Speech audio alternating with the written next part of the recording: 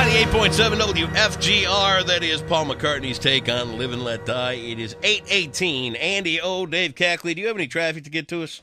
We got a couple of accidents still in the cleanup stages. 76 to west of Breton, 18 Mile at Simmons. A car in the ditch there. Emergency crews on the scene of an earlier accident, 10 Mile at Childsdale. That should just about be out of your way. Look out for residual delays there. That's traffic on 98.7 WFGR. We got a guest on the phone. All right, finally. All the way from Washington, D.C. Who do you think it is? Wow, I have no idea. It's John Helmholdt of the Grand Rapids Public Schools. How are you, John?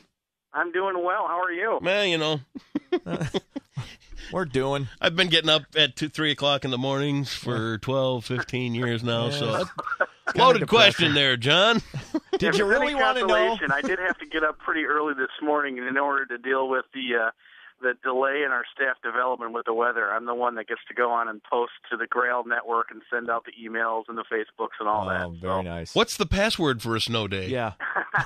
Yeah, wouldn't everyone love to know that? Come on. I kind of have that. I have the power feeling when I have that password and I'm entering it. I will. I'll give you free tickets. It's going to take a lot more than free tickets to get that password. I'll give you 4 free tickets. Nice. All right. So, what's Grand Rapids Public Schools? You guys are kind of reshaping the way some things are being done. Is that correct? Right. Talk a little bit about that.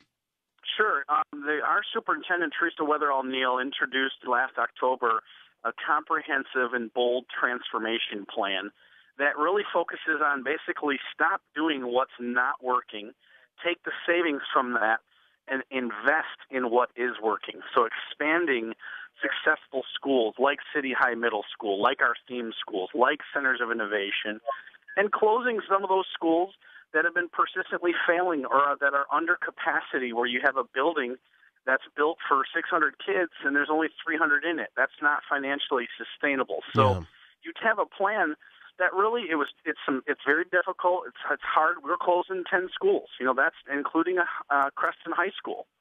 But we're also reinvesting and expanding some programs, opening up a new theme school, things like that. So you really will see that our superintendent and the board are tackling both the academic and the financial realities facing the district. And it received a unanimous vote by the Board of Education, 9-0. They were all on the same page. And for the first time in a while, you can feel as if this district is really rowing in the same direction. All oars are in the water, and there's a lot of excitement and momentum. And now, when you consider closing some of these schools, do you look mostly at attendance, at how many students have left the school system, or do you look more on how the students are performing who are already there? It's both, actually. There was a set of 7 different criteria we used that included academic performance, of course. It included enrollment and capacity. Is the building full? Is it empty? It looked at the neighborhood, and is the neighborhood sending their children to the school or not? It looked at the overall cost of operation. Is the building old and expensive to run, or is it a brand-new building that's the most efficient building we have? So there's several different things we'd look at. But, for example, a couple of the schools were on this 5% persistently lowest achieving list. We could have tried to turn them around. We could have implemented a couple different models, and instead we said, no, we're going to close it, and we're going to give those children another choice in the neighborhood nearby. I guess I look at it like this, John. I've got a wife that's a teacher, so I hear the day in and day out of this kind of, the schools that are underperforming, right, and the students that could do a little bit better and all this, that, and the other thing. I guess I'm old school enough that I kind of wonder if you've got a kid that's not doing so good in one school, is shipping him to another one with the same set of rules going to really make any kind of difference? Because here's the thing. When I was a kid, I was scared to death that a call would go home from school. And in today's day and age, when a parent gets a call from the school, they want to take it out on the teachers in the school. I don't understand that. Yeah, well, I'm the first to argue that the way that the standards, this one-size-fits-all standard that we're using to determine whether schools are succeeding or not, I can see this, is just not fair and it's just not accurate. It does not account for factors like poverty, like English language learners, like special ed. These are factors that in a district like GRPS, where we have 86% of the children are in poverty. You know, these are struggles on the home front. It does have a direct impact. There's study after study after study that shows the direct correlation between poverty and academic achievement. Well, don't get me wrong here. I'm on your side. I really am, because I see it from the school's point of view that these kids, they come in, they've got all these struggles, and they've got this whole mess going on in their life and everything else. But it just seems to me you're not getting the support you need from parents. Well, and that's, you know, part of that is we have to, our teachers, our support staff, we have to support every child, not just their academic needs, but their social, emotional, and physical needs. And we're going to do everything we can with all of our resources and all of our educational professionals. We don't get to pick and choose. We can't determine what parents are doing. What we can do is work with parents and really help educate them, help support them to the degree we can. But you nailed it. I mean, ultimately, we have an issue here where as a community, as a state, as a federal government, we do have to do more to support these parents and these families and help them become stronger, successful parents. So what we're having now is a situation where teachers are almost having to become de facto parents for these kids in most instances, aren't we? You know, in many ways, you know, the school does provide almost every level of service, with the exception of housing children, where we're actually, you know, boarding them, if you will. Yeah, right. We really do provide. We provide food. We provide the social service support, the physical support, health care, dental care. And we proudly do that. I mean, be clear here. You know, our teachers are among the best of the best. They go above and beyond. Our schools want to wrap our arms around these children and do everything possible to support them in their academic development as well as their social, physical, and emotional development. So we're going to keep doing that regardless of what resources they do or don't provide for us, or what mandates that they dictate from above. Well, I can say I'm not really against the schools at all. This is more geared toward the parents that are out there with these kids that are having these kind of problems. I mean, if like I was saying, if a call went home from school back in my day, that was the worst thing that could happen. That was your biggest nightmare come true. And today, the parents, they all seem to think that there's some kind of fight to be had with the teacher. Yeah, they want to blame the teacher. First, when does responsibility come into this kind of thing, you know? Hey, parents, dummy up is what I'm trying to say politely. You know, you see where I'm coming from. I hope. Absolutely. Yeah, you guys are doing a hard job. You're doing it on next to no money. It's a difficult line of work to be a teacher. So I'm on your side. All right. Well, we really appreciate that, and we need to give more love to our teachers. You know, the teaching profession, the public education has been under attack.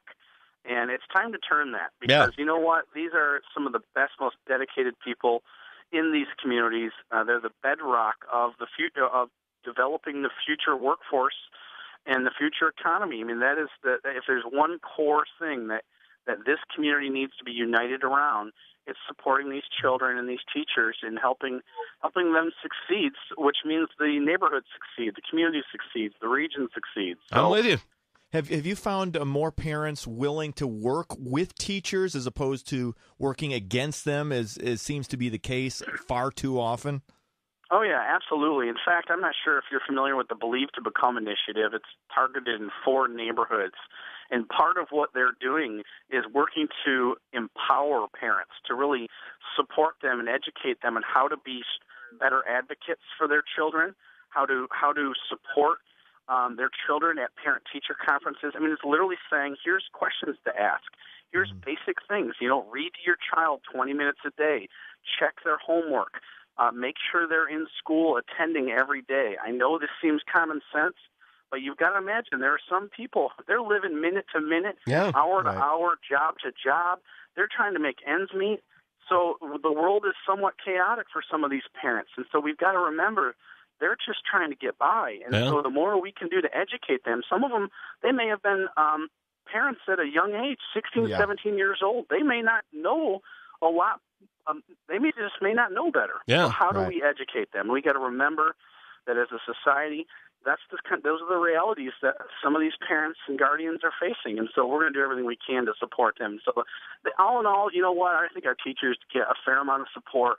We've got to do more as a school district to continue to embrace the parent engagement and make it easier for them to engage. We can't just do it the same way we've been doing it for 150 years. That's good. We've got to get out into the community. We've got to reach out to those parents and do more to make ourselves accessible to them. Which kind of brings us to, back to our little transformation plan update discussion here. Again, not it's little, it's a big deal. Don't get me wrong. We're talking with John Helmholdt, the Director of Communications for Grand Rapids Public Schools. You guys are having an expo about this new transformation plan, and it's going on tomorrow, correct? That's right. We have the We Are GR School Choice Expo. It's tomorrow night. That's Tuesday from 5 to 7 p.m. at Gerald R. Ford Middle School. And every one of our theme schools and centers of innovation will be there on display for parents with the information booths. We also have free dinner, so it's a way for the family. Bring the kids, bring your neighbors, come out, enjoy some free dinner. There's a kids' activity with a bounce house and games. So mom and dad, they can have the kids go into the adult chaperoned area, play, while they go and get those questions answered and learn more about the different school choices. And, of course, there will also be a booth specifically about the transformation plan. So if parents are wondering, is my school closing? Is my school expanding? What are the new theme schools? What are the changes? They can come and learn more about the transformation plan in addition to the theme schools and centers of innovation. And let me just throw this out there, because if it's like when I was growing up, parents, you can tell your kids that you're going to school for something, but nothing specifically. That way they can wonder what's coming when you get home. And that's always fun. You can do like I did, put 2 pairs of jeans on and hide under the bed. It's like a little reverse psychology. Yeah. Well, John, I'll tell you what, it sounds like an interesting thing, and I'm for it. You know what? I don't know that the model still works for everybody. I mean, you can go back to me, even in 78, 79, 80, and all that kind of stuff. I could have used a different way to learn things because I didn't do good at it. Right. I couldn't sit down and read a book and go, okay, yeah, I get that. I couldn't sit down and look at a math problem and comprehension go. Was an issue. All that stuff just, went right over my head. Thus the job here. Well, and that's why we ended up in radio. A wide variety of choice. That's why, really, that's one of the assets of GRPS is that we are the largest district with the most choices. So those children that want more hands-on learning, well, we have the Montessori program, pre-K through 12. We have 2 schools that offer Montessori. You want a more thematic base, maybe your child's into the environment or they're into arts. We have theme schools specifically dedicated to that. So we have, if your child is an English language learner, they're still struggling to just learn English, we have 18 schools designated as language centers. Wow. There's no other school district around that can truly say they can serve every child the way that we can. Well, you guys do a great job, and we are. I'll tell you what, John, the door's open. If you need to come in here and talk about anything to address education or stuff going on in the GRPS, now that we know you, feel free. Anytime. Amen. Well, thank you very much. I greatly appreciate it, and I will definitely take you up on that. All right. So, again, tomorrow night, Ford Middle School, 5 to 7, you can learn a little bit more about We Are GR School Choice and the expo going on. They'll even feed you, right, John? That's it. Perfect. John Helmholdt, thank you so much for the call, and we'll look forward to talking to you again soon. All right, take care. All right, there you go. Bye-bye. Not a bad deal, huh? Very cool. It would have done me a world of good back then. No question. I could have learned algebra. I still don't. Sports. What's with the letters? I know. Don't get it. I can't add a B to a 3. What? 3XY equals what? Yeah, exactly. Stand by. Sports coming up next. 98.7 WFGR.